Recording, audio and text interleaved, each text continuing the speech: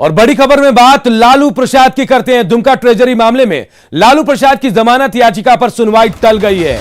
आज हुई सुनवाई में सीबीआई की ओर से 1 हफ्ते का समय मांगा गया, लेकिन कोर्ट की ओर से सीबीआई को 3 दिन के भीतर जवाब दाखिल करने का निर्देश दिया गया है। मामले की अगली सुनवाई अब 16 अप्रैल को होगी। दरअसल दुमका ट्रेजरी मामले में 19 फरवरी को झारखंड हाईकोर्ट ने जमानत याचिका को खारिज कर दिया था। इसके पीछे आधार यह दिया गया था कि लालू प्रसाद ने सजा की आधी अवधि पूरी नहीं की है।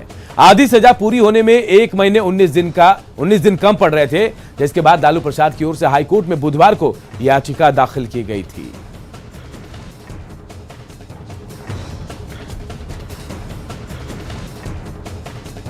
हम लोगों की तरफ से कंप्लीट रखा गया कि पिछला जो 19 फरवरी का माननीय न्यायालय साहब का जज साहब का जो आदेश था कि 1 महीना 17 दिन हम शॉर्ट कर रहे हैं, वो पीरियड कंप्लीट हो चुका है, तो हमको इसको में आदेश कर दिया जाए हमारे पक्ष में। लेकिन सीबीआई के रिक्वेस्ट पे इसको रखा गया है कि उनको जवाब देना है, तो आफ्टर 1 वीक यानी 16 को ये केस फिर से लिस्ट होगी। सीबीआई ने क्या कहा? सीबीआई ने यही कहा कि हमें समय चाहिए, हम लोग इस पर काउंटर फाइल करेंगे। हमारे द्वारा यही कहा गया कि अब इसमें काउंटर का कोई नीड नहीं, आर्गूमेंट कंप्लीट है।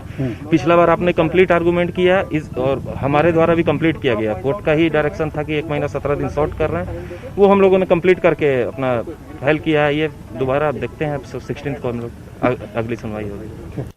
और अब बात कोरोना के कहर की, तो हर बढ़ते दिन के साथ झारखंड में कोरोना हाहाकार मचा रहा है। पिछले 4 दिनों से 1000 से अधिक केस हर दिन मिलने का सिलसिला भी जारी है। कल राज्य में सबसे अधिक 1882 कोरोना मरीज मिले और इसी के साथ राज्य में कुल 7 मरीजों की मौत भी हुई। इनमें से 6 मरीज रांची के ही थे।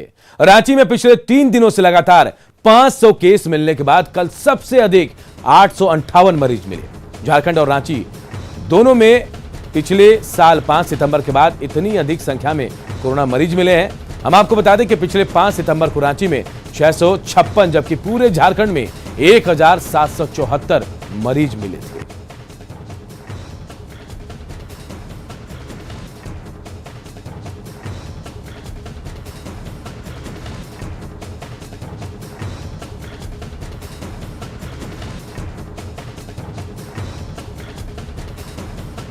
इधर देवघर में भी कोरोना संक्रमण की रफ्तार बढ़ती जा रही है। कल जिले से 72 कोरोना संक्रमित मरीज मिले और ऐसे में सरकार की ओर से वैक्सीनेशन पर जोर दिया जा रहा है, लेकिन सदर अस्पताल में वैक्सीन खत्म हो जाने से टीका लगवाने पहुंचे लोगों को काफी परेशानियों का सामना करना पड़ा।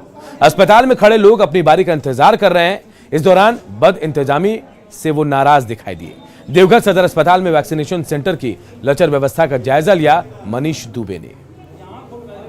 एक तरफ जहां कोरोना वायरस की दूसरी लहर तेजी से पूरे देश भर में फैल रही है, वहीं दूसरी तरफ कोरोना टीकाकरण को लेकर लोगों में बदस्तूर सदर अस्पताल आना जारी है। इस वक्त हम खड़े हैं देवघर के सदर अस्पताल में और हम आपको दिखाते हैं कि यहां पे सुबह से ही लंबी लाइनें लग गई है। यहां की व्यवस्था पे अगर बात करें तो लोगों में काफ़ी आक्रोश है, क्योंकि सुबह से ही आकर यहाँ पे खड़े हैं और उन्हें टीकाकरण के लिए वेरिफिकेशन में बहुत मेहनत करनी पड़ रही है। यहाँ पर वेरिफिकेशन के लिए पहले प्रतीक्षालय बनाया गया है, वेटिंग हॉल, जिसमें कि वेटिंग का बिल्कुल भी कोई भी लोग वहाँ पे नहीं। यहाँ की व्यवस्था बताती है कि वहाँ पे लोग ना आके लंबी लाइनें लगाई गई हैं। लोग कल से ही लाइन में हैं। आइए कुछ लोगों से हम बात करते हैं और आपको बताते हैं कि क्या स्थिति देवघर सदर अस्पताल की है। मिश्रा हुआ कल हम यहाँ पर आए थे, पहले से हम बुक भी कराए हुए हैं, तो कल यहाँ पर 1 घंटा लाइन में खड़ा रहे। उसके बाद कहा है कि आज वैक्सीन नहीं है, आप लोग वापस जाइए। फिर हम लोग वापस चले गए। फिर अभी 9 बजे आए हैं, तब से लाइन में लगे हुए हैं। कल क्या बताया गया कि वैक्सीन नहीं है यहाँ पे? हाँ, आप लोग को नहीं पड़ेगा, वैक्सीन नहीं है। ये सर्विस साथ में थे। कब आए थे आप? कल करीब 8:30 बजे हम लोग आए थे। बोला गया 9 बजे से शुरू होगा, 10 बजे 10:30 11 तक हम लोग रहे। लास्ट में बोला कि वैक्सीन नहीं है। हम लोग पूछे भी क्या रांची से आ रहा है, तो हम लोगों को कोई खबर नहीं है, तो हम लोग वापस हो गए। सोशल डिस्टेंसिंग कुछ नहीं है, कोई आदमी कहने वाला नहीं है यहाँ के आदमी से, कुछ नहीं। पब्लिक आता है, बीच में घुस जाता है, हम लोग साइड लग जाते हैं। हम लोग मैंने बहुत आगे थे, घुसते घुसते चले गए पीछे। ये सर से पूछिए, बहुत आगे थे, बहुत लोग पीछे थे। हम लोग क्या कर सकते हैं सर? तो व्यवस्थाएं आपको यहाँ पे, ये तस्वीरें आप देख पा रहे होंगे कि किस तरह से लाइन यहाँ पे लोग लगे हुए हैं बिना सोशल डिस्टेंसिंग के। यहाँ पे प्रतीक्षालय भी बनाया गया है, मैं उसे भी दिखाता हूँ। प्रतीक्षालय में लोगों को वेटिंग करने के लिए बनाया गया था, लेकिन ये बिल्कुल खाली पड़ा है। यहाँ ना ही लोगों को बैठाने की व्यवस्था की गई है। लोग बाहर तक लाइनें लगा के धूप में खड़े होकर वैक्सीन अपने बारी का वैक्सीन लेने के लिए, क्या व्यवस्था यहाँ की कैसी लग रही है? व्यवस्था ठीक नहीं है। अभी हल्ला उल्ला हुआ है तब तो आके बैठे हैं कंप्यूटर वाले, और कोई नहीं था। अब बोला खराब रहता है, कंप्यूटर हमेशा खराब रहता है, इनको लगता है आधा घंटा कंप्यूटर ठीक करने में। लोग काफ़ी देर से अपने बारी का इंतज़ार कर रहे हैं, लेकिन यहाँ की व्यवस्थाएं आप तस्वीरों में देख पा रहे हैं कि किस तरह से बिना सोशल डिस्टेंसिंग के लोग लाइन में खड़े हैं, और यहाँ पे कोई भी वैसे गार्ड नहीं व्यवस्था किया गया है जिसमें लोगों को सोशल डिस्टेंसिंग का पालन कराते हुए कोरोना वैक्सीन दिया जा सके। तो कुल मिलाकर बात यह है कि यहाँ की व्यवस्था बिल्कुल लचर दिख रही है। देवघर से मनीष दुबे, न्यूज़ 18। कोरोना संक्रमण के बढ़ते खौफ के बीच मास्क और हैंड सैनिटाइजर की बिक्री भी खूब हो रही है, लेकिन राजधानी रांची में सैनिटाइजर के मनमाने रेट वसूले जा रहे हैं। न्यूज़ 18 आपको रांची के कुछ मेडिकल स्टोर की हकीकत बताने जा रहा है। हम आपको दिखाएंगे कि कैसे कोरोना के नाम पर बाजार सजा है, जहां दुकानदार की मर्जी चलती है और इसका खामियाजा आम जनता को भुगतना पड़ता है। देखिए हमारी एक्सक्लूसिव रिपोर्ट।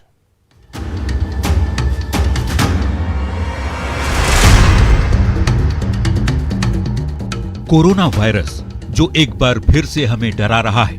बीते कुछ हफ्तों में जिस रफ्तार से कोरोना का संक्रमण तेजी से बढ़ रहा है, उसने आम और खास सभी के माथे पर चिंता की लकीरें खींच दी है। झारखंड में भी कोरोना के बढ़ते खतरे को देखते हुए नई गाइडलाइन जारी की गई है, क्योंकि राजधानी में ही सबसे ज्यादा कोरोना के केस सामने आ रहे हैं।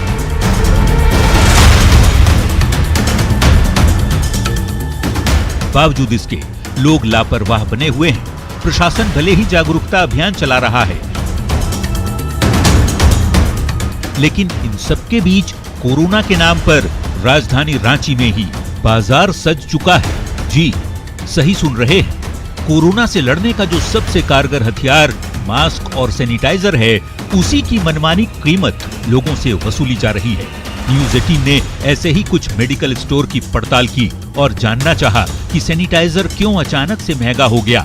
हमारे संवाददाता पहुंच गए मेडिकल स्टोर और दुकानदारों से पूछताछ की। ध्यान से सुनिए। तो रेट क्यों बढ़ जाएगा भैया? ये बढ़ रहा है कोरोना इसलिए बढ़ जाएगा। डिमांड रहेगा, अगर डिमांड बढ़ रहा है। डिमांड बढ़ रहा है और सप्लाई नहीं रहेगा तो रेट तो बढ़ेगा, रेट तो बढ़ेगा ही। इतना की सैनिटाइजर कोई पूछ नहीं रहा। हालांकि कोर्ट तो तय कर दिया है ना, कोर्ट तो तय कर दिया था कि अब इतना ही रहेगा। उस कोर्ट से कोई मतलब नहीं है। कोई मतलब नहीं, माल कोर्ट को बोलिए माल देगा, कोर्ट को बोलिए माल देगा। एमआरपी से ऊपर कोई नहीं ना बेच रहा है, सब तो एमआरपी के अंडर में बेच रहा है। 500 रुपए का शॉप। और वो N95 वाला कितना पड़ रहा है अभी? 95 20 रुपए से स्टार्ट है भैया, 60 रुपए तक का। अभी मतलब उस क्वालिटी का माल नहीं आया, अभी हाई क्वालिटी का माल नहीं मंगवाया। देखना कितना पड़ेगा इसका? इसका कितना? 700। ये फिर इधर रेट बढ़ा क्या है? बढ़ गया। अच्छा, ये जो अभी आप 700 बोल रहे हैं, हमको लग रहा है ये 400 समथिंग ले गए थे हम। 500 में नहीं, हम लोग ले गए हैं आप ही के यहाँ से। ले जाते थे उस समय 400 खरीदा था। बोलिए नहीं बढ़ा के नहीं बोल रहे, हम रेटे बढ़ के आ रहा है। क्या कीजिए, वो क्वालिटी है, आप देखें ना। हाँ, इसका तो है क्वालिटी है, तो रेट और 100 रुपए बढ़ गया। इन दो मेडिकल स्टोर के बाद हमारे संवाददाता 2 और दुकानों पर पहुंचे और आम आदमी बनकर कुछ और सवाल उन दुकानदारों से की। जवाब क्या मिला, जरा सुन लीजिए। तब तो रांची का ही है। इसका लास्ट कितना पड़ेगा? प्रिंट रेट कितना है इसका? 2500। तो 475 लगा दो। जितना बोलिएगा अभी तुरंत दे देंगे, अभी तुरंत करने का। गोडाउन में यहीं पे रखा हुआ है। अच्छा अच्छा, कहीं से निकालने का जरूरत भी नहीं है। लेकिन रेट तब सही थोड़ा लगा दीजिएगा। अच्छा आइए ना, आप देख लेंगे। रांची के अपर बाजार के मेडिकल स्टोर की बात हो या श्रद्धानंद रोड स्थित दुकान की, या फिर राजधानी के दिल यानी अल्बर्ट एक्का चौक की, हर जगह पर सैनिटाइजर के नाम पर किस कदर मनमानी चल रही है, ये आपने देख लिया। कहीं 5 लीटर सैनिटाइजर की कीमत 700 रुपये बताई गई, तो कहीं 1200 और कहीं 2500 रुपये तक का रेट बताया गया। यानी सैनिटाइजर के रेट भी दुकानदार के मन मुताबिक ही तय किए जा रहे हैं। आखिर सैनिटाइजर की मनमानी क्यों है? दरअसल पिछले साल मार्च से अक्टूबर तक सैनिटाइजर की जोरदार बिक्री हुई। कोविड केस में दिसंबर तक गिरावट के बाद बिक्री 90% कम हो गई। 2021 के फरवरी से कोरोना के मामलों में रिकॉर्ड दर से बढ़ोतरी हो रही है। एक बार फिर बाजार में सैनिटाइजर की बिक्री ने रफ्तार पकड़ ली है और मेडिकल स्टोर में मनमाने दाम पर सैनिटाइजर की बिक्री हो रही है।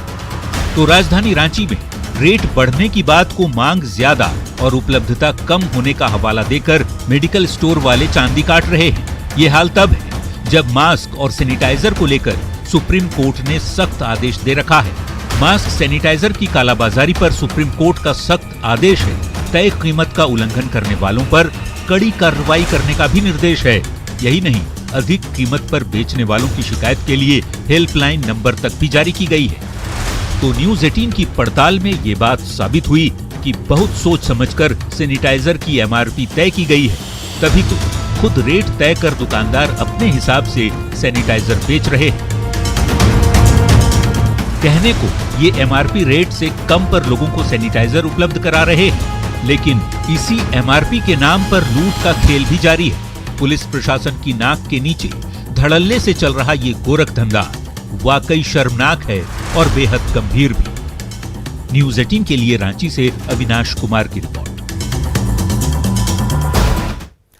और देखिए, कोरोना के बढ़ते संक्रमण का प्रभाव शैक्षणिक संस्थानों पर भी दिखाई दे रहा है। रांची में डॉक्टर श्यामा प्रसाद मुखर्जी विश्वविद्यालय का स्थापना दिवस समारोह स्थगित कर दिया गया। 11 अप्रैल को यूनिवर्सिटी का चौथा स्थापना दिवस था, जिसमें केंद्रीय मंत्री अर्जुन मुंडा के साथ ही सीएम हेमंत सोरेन को आमंत्रित किया गया था। अधिक जानकारी दे रहे हैं हमारे सहयोगी निरंजन सिंह। कोरोना का बढ़ते संक्रमण का साइड इफेक्ट शैक्षणिक संस्थानों पर साफ देखा जा सकता है। मैं इस वक्त डॉक्टर श्यामा प्रसाद मुखर्जी रांची विश्वविद्यालय में हूं और यहां चौथा स्थापना दिवस 11 अप्रैल को मनाया जाना था। कोविड-19 की वजह से 2020 में भी स्थापना दिवस समारोह नहीं मनाया गया था। इस वर्ष भव्य आयोजन होने वाला था। इस स्थापना दिवस के समारोह के लिए केंद्रीय मंत्री अर्जुन मुंडा और मुख्यमंत्री हेमंत सोरेन को विशिष्ट अतिथि के तौर पर आमंत्रित किया गया था। कोविड-19 संक्रमण को देखते हुए आयोजन नहीं हो पाएगा, इसको लेकर विश्वविद्यालय के विद्यार्थी को भी जानकारी दी गई है।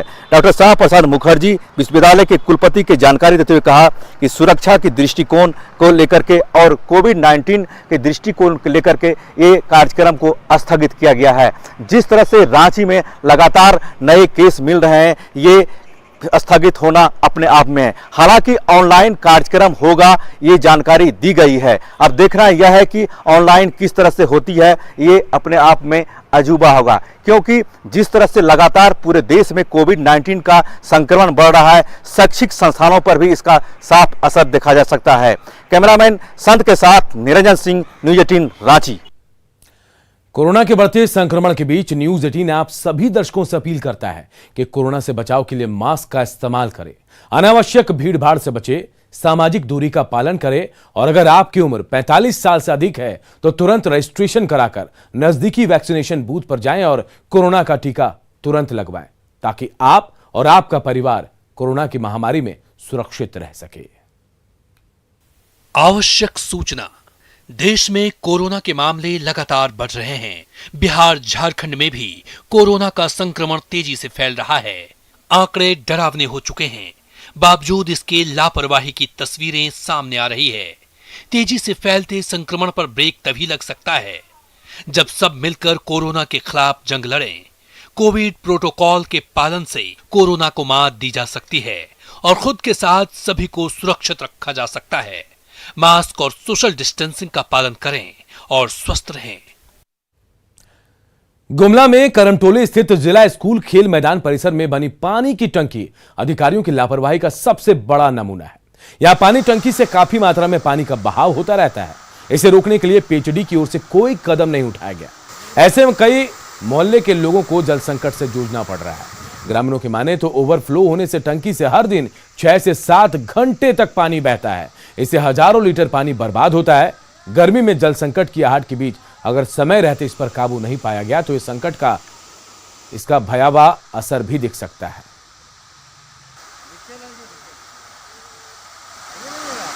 है कि मतलब जो पदाधिकारी जो भी पीएचडी विभाग का जो है लोग जो लोग को उसका लापरवाही के चलते इतना पानी बहा हो रहा है यहाँ पर, और यह लगातार हमको करीबन कभी 2 बजे रात को दिखता है, कभी सुबह भी दिखता है, कभी शाम में दिखता है। इसको बंद करने वाला कोई इंसान नज़र नहीं आता। पानी जो बह रहा है टंकी से फालतू में जमीन में गिर रहा है, उससे बेहतर होगा कि नगर पालिका जो है सो पानी का पाइप बिछावे सभी वार्ड में।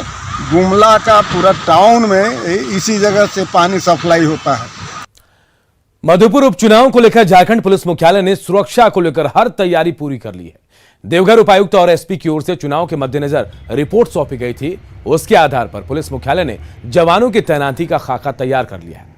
जानकारी के मुताबिक उपचुनाव में करीब 22 कंपनी केंद्रीय बल और अतिरिक्त सुरक्षा बल की जरूरत पड़ेगी। वहीं कोविड संक्रमण को देखते हुए 10% सुरक्षा बलों को सुरक्षित रहने की सलाह दी गई है। इसके साथ ही जिले के सभी वारंटियों और अवैध शराब कारोबारियों के खिलाफ अभियान चलाने का भी निर्देश दिया गया है। उपचुनाव को लेकर देवघर जिला के पुलिस अधीक्षक और जो उपायुक्त हैं उनके द्वारा जो एनालिसिस किया गया है और जो संवेदनशीलता की समीक्षा की गई है, उसके हिसाब से उन्होंने एक अपना आकलन किया है और उस आकलन को अवगत हम लोगों को कराया गया है और उसी के बेसिस पे हम लोग अग्रतर कार्रवाई कर रहे हैं। जो भी सेंसिटिव, हाइपर सेंसिटिव या अन्य बूथ है, बिल्डिंग्स है, उसके हिसाब से संवेदनशीलता के हिसाब से हम लोग जो भी जिला की तरफ से जो आकलन आया है उस पर हम लोग काम कर रहे हैं और उसी हिसाब से पर्याप्त मात्रा में जो है बलों की प्रतिनियुक्ति की जाएगी। जामताड़ा में बीते 9 दिनों से चिरुडी के 5 दलित परिवारों की ओर से धरना प्रदर्शन किया जा रहा है। पीड़ित परिवार का हाल जानने गोड्डा सांसद निशिकांत दुबे जामताड़ा पहुंचे। उन्होंने दलित परिवारों को 50,000 रुपए की आर्थिक सहायता भी दी और साथ ही सरकार की ओर से पीएम आवास नहीं बनाया जाने पर बीजेपी की ओर से बेहतर घर बनाकर देने का भरोसा भी दिया। उन्होंने साफ कहा कि बीजेपी किसी भी हालत में दलितों का उत्पीड़न बर्दाश्त नहीं करेगी। सरकार यदि पीड़ित परिवार के साथ न्याय नहीं करेगी, घर नहीं बनाएगी, तो भारतीय जनता पार्टी का एक कार्यकर्ता इनका चंदा करके मकान बनाएगा और प्रधानमंत्री आवास से बढ़िया घर बनाएगा। हम इनका घर बना कर देंगे। मधुपुर को जो है इससे ये सीख मिलती है कि इरफान अंसारी और इस तरह के जो आलमगीर आलम है, जिस तरह से संथालपुरा में पूरा बांग्लादेशी घुसपैठियों को और मुसलमानों को प्रश्रय दे रहे हैं, वो एक मौका है मधुपुर में हम लोगों को जवाब देने के लिए और मधुपुर में इसका प्रतिकार करेंगे। हम लोग चुनाव हराएंगे और 10 तारीख के बाद भारतीय जनता पार्टी की सरकार बनाएंगे और इन लोगों को अच्छा मकान बना के देंगे।